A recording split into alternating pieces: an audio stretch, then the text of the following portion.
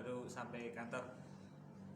Sebelum mulai kerja, saya mencoba menyempatkan diri untuk menjawab satu pertanyaan dulu. Di hari Jumat kemarin kan kita buka, hari Minggu kita buka Ask Me Question di Instagram.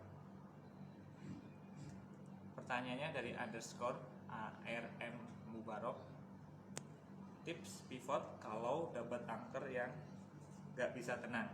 Oke, berarti dalam tanda kutip angkor sedang tidak perform ya, atau tidak tenang dalam bermain. Ya, kaitannya dengan hal ini, angkor yang kurang tenang, kita coba, berarti ada sekitar 6 hal yang tidak bisa jalan ya kalau angkornya kurang tenang. Yang pertama adalah angkor harus membaca permainan dengan baik. Yang kedua, mengambil keputusan dengan baik. Yang ketiga, berpikir cepat. Keempat, mengatur tempo. Kelima, passing yang akurat. Dan yang keenam adalah bergerak dengan efektif.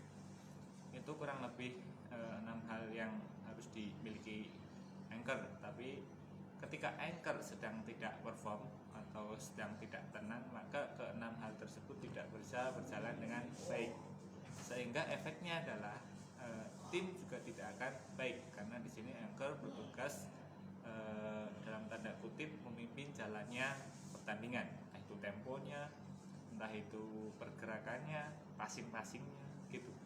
Jadi pertanyaannya kembali lagi ke pertanyaan sebagai pivot, kalau anchornya sedang tidak bermain tidak tenang, apa yang bisa kita lakukan?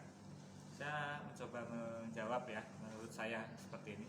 Yang pertama adalah komunikasi dengan penjaga gawang.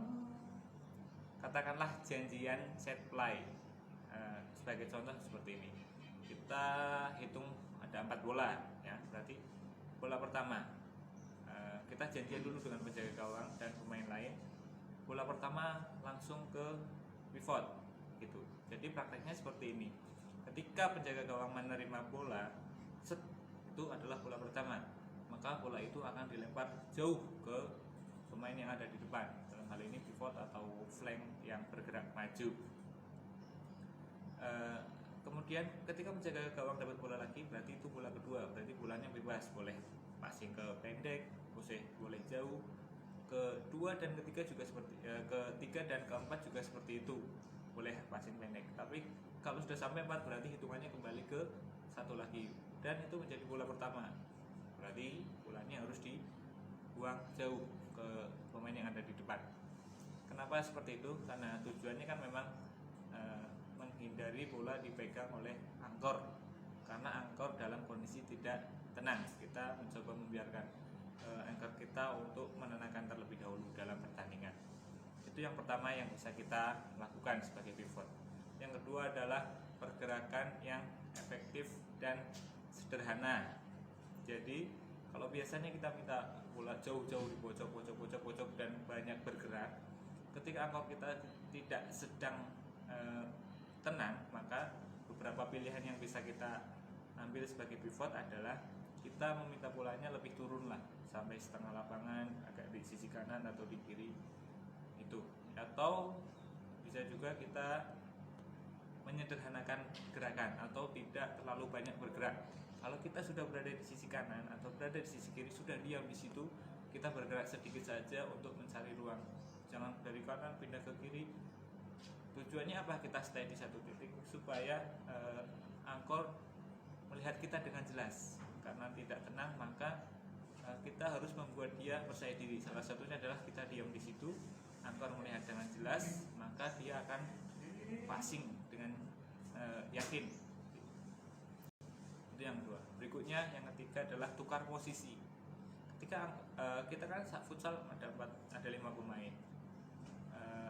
Ada dari keempat pemain yang di depan, ada satu yang sedang tidak perform, pasti ketiga pemain lain juga merasakan. Nah, di sini gunanya kita sebagai tim saling melengkapi. Katakanlah kita komunikasi dengan teman kita, kamu angkor dulu, itu kan bisa. Tukar posisi berarti solusi yang ketiga. Kemudian yang keempat, jika memang dalam 1, 2, 3 sampai 5 menit itu belum ada efeknya, belum terlihat, atau coach atau pelatih juga belum mengganti pemain, kita bisa kok sebagai orang yang ada di lapangan komunikasi dengan pelatih, coach si A ganti dulu gimana gitu.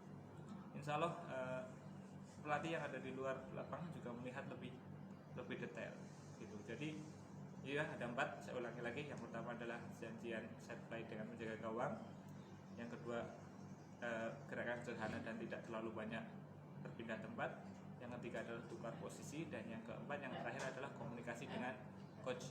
Itu ya yang bisa menurut saya seperti itu kalau Uncle sedang tidak perform.